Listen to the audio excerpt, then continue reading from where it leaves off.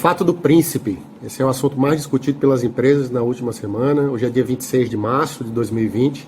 E o Sindiconfecções do Ceará, o sindicato da moda local, que congrega um cenário de 9 mil empresas, 9 mil indústrias aqui do estado do Ceará, de todos os tamanhos, ele nos pediu uma análise rápida sobre esse assunto, porque os empresários estão sem saber o que fazer diante das incertezas e das dificuldades que estamos passando por conta do coronavírus. É importante que a gente leve em consideração 4 aspectos para serem abordados quando a gente fala do fato do príncipe e do que está ao redor dele.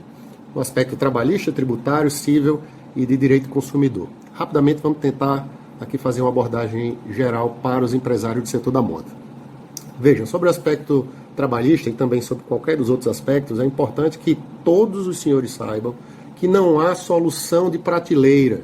O que é a solução de prateleira? É aquela que você pega e aplica igualmente para todas as empresas. Não, cada caso é um caso e que demanda a atenção dessas regrinhas que eu vou dizer agora. No aspecto trabalhista, o assunto vem sendo debatido e, de fato, o artigo 486 da CLT está em vigor, ok? E ele prevê, sim, a perspectiva de que determinadas verbas de natureza indenizatória sejam, através de ação judicial, oponíveis, né? Sejam repassadas, vamos dizer assim, para o ente que decretou a impossibilidade da empresa abrir. No caso aqui do estado do Ceará, foi o estado, né? Mas em inúmeros lugares tem sido os municípios. Então veja, o artigo 486 diz e estabelece que, havendo paralisação temporária ou definitiva do trabalho, motivada por um ato normativo de determinado ente, que impossibilite a continuação da atividade, prevalecerá o pagamento de indenização, atenção a esse nome, indenização, que ficará a cargo do governo responsável. Saibam, senhores, que isso não é um passeio, isso não é fácil, isso não é simples. Demanda uma ação judicial, seja em que a empresa esteja na condição de reclamada, ou seja, o empregado entra com uma ação porque não foi pago a ela os direitos trabalhistas específicos, né, que ele faria jus, e a empresa, em razão desse dispositivo, chama o Estado, o município ou a União para compor o polo passivo, tá, dizendo que aquelas verbas são de responsabilidade do ente federativo. Então entendam, que verbas são essas? São as verbas relacionadas a pagamento, as verbas de natureza indenizatória. Não são as verbas rescisórias comuns. Aquilo que o empregado já acumulou ao seu patrimônio jurídico até esse instante, e a verba, e essas verbas têm que ser pagas obrigatoriamente pela empresa. Não pode-se pensar na perspectiva de, dada a circunstância do coronavírus, a rescisão vai ser paga pelo ente federativo. Isso não existe e algumas empresas estão muito equivocadas em pensar isso. Verbas de natureza indenizatória, um aviso prévio, 40% do FGTS, ok? As multas e por aí vai. Os departamentos jurídicos têm que ficar atentos, os departamentos de recursos humanos mais ainda. Por quê? Porque um erro estratégico pode levar, inclusive, a ações opostas pelo Ministério Público do Trabalho contra essas empresas. Prestem atenção para não forçarem a barra baseado em informação de WhatsApp que está chegando, sem levar em consideração a responsabilidade que as empresas têm que ter quando se tenta obter um benefício específico em razão desse dispositivo. Ele é excepcionalíssimo, ok? Excepcionalíssimo. Vou dar um exemplo, em vários casos ele já foi invocado e a empresa ganhou. Exemplo, uma empresa farmacêutica que 90% do seu faturamento vem de um medicamento específico que ele detém a patente aqui no Brasil. Imagine, um medicamento grande, um medicamento que tem a grande circulação. Imagine que o governo quebra a patente desse medicamento e ele do dia para a noite para de vender. E tem que demitir. Esse é o caso típico do fato do príncipe que pode ser invocado. Ok? É o caso típico. Porém, nesse caso do coronavírus, as empresas que estiverem paralisadas têm que demonstrar essa circunstância também. Documentalmente, queda de faturamento, tem que abrir a condição fiscal da empresa, tem que abrir a condição bancária da empresa para mostrar essa redução. Isso tudo é matéria de prova. Tem que prestar atenção nesse aspecto. Teoria da imprevisão no aspecto cível. Ah, eu posso deixar de pagar meu fornecedor? Ah, eu posso reduzir o valor devido ao meu fornecedor? Somente também em casos excepcionalíssimos em que o fornecedor ganhe com essa situação. Se o fornecedor, imagina um contrato de aluguel, você está perdendo receita por conta do coronavírus, e ele se mantém aqui, ele acaba perdendo também, não existe teoria da imprevisão, porque a teoria da imprevisão, um ganha e o outro perde.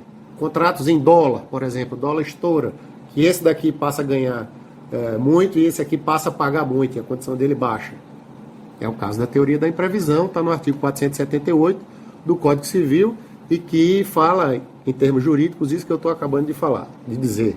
Prestem atenção para não entrar em aventura jurídica, ok? E façam a negociação individual com seus fornecedores, levando em consideração a sua capacidade de negociar, a dificuldade que ele também vai ter de fornecer, ok? O produto ou serviço que ele tem. Enfim, é negócio que vocês têm que levar em consideração. Não necessariamente essa solução específica jurídica, mas havendo esse descompasso do contrato, sim, é possível fazê-lo. No aspecto tributário, algumas empresas têm conseguido decisões judiciais, são pouquíssimas, mas elas têm sido dadas. Um exemplo é o processo 1016-660-71.2020, lá da primeira 20ª Vara Federal do Distrito Federal, em que o juiz reconhece que moratória não pode ser concedida por decisão judicial, não pode, somente, isso está no Código Tributário Nacional, artigo 152, é matéria reservada à lei, mas ele relativiza a situação e autoriza a moratória baseada em princípios constitucionais, que não dá tempo aqui de eu fazer uma abordagem, mas fala da dignidade da pessoa humana, fala da livre iniciativa, fala do direito à propriedade, fala do direito ao trabalho, faz uma análise complexa disso tudo e concede liminar para prorrogar por 3 meses pagamentos de verbas federais, de tributos federais, contribuição social, imposto de renda, PIS e COFINS. Ok? Pode ser feito? Pode, individualmente, e demanda uma liminar que fale especificamente nesse benefício. Em relação ao direito do consumidor, também é importante que as empresas prestem atenção no artigo 6º do Código de Defesa do Consumidor, que aí é o inverso. O consumidor que tenha feito uma compra, imagine que, e vocês também, na condição de consumidores, ok? Você compra um ar-condicionado para colocar, ou você compra uma máquina, ou você compra itens específicos que não são insumos do seu processo produtivo, ou seja, vocês estão na condição de consumidores, é possível a revisão, tá? O código fala, revisão em razão de fatos supervenientes, no caso coronavírus, que tornem as obrigações excessivamente onerosas. Então, no caso de haver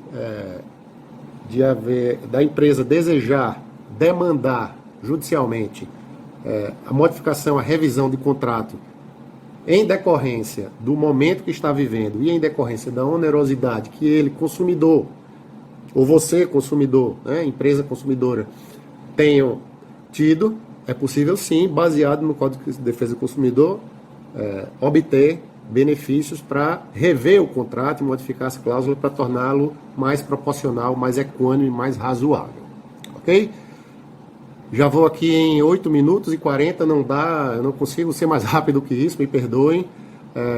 Nós temos aqui à disposição de 5 confecções para tentar, com esse vídeo e com outros, fazer a nossa parte, a nossa função cidadã, e estamos à disposição, o sindicato está à disposição para tirar outras dúvidas que as empresas eventualmente tenham. A recomendação é que sejam muito cautelosos, que os jurídicos sejam cautelosos, sejam ortodoxos nesse instante, porque qualquer movimento em falso vai piorar a situação de empresas que já estão em situação extremamente difícil. Não dá para aventurar. Qualquer aventura equivocada nesse instante tem o efeito contrário. Ok? Fiquem com Deus, todos com saúde, que Deus abençoe a todos nós, que a gente possa ir mais longe. Um abraço.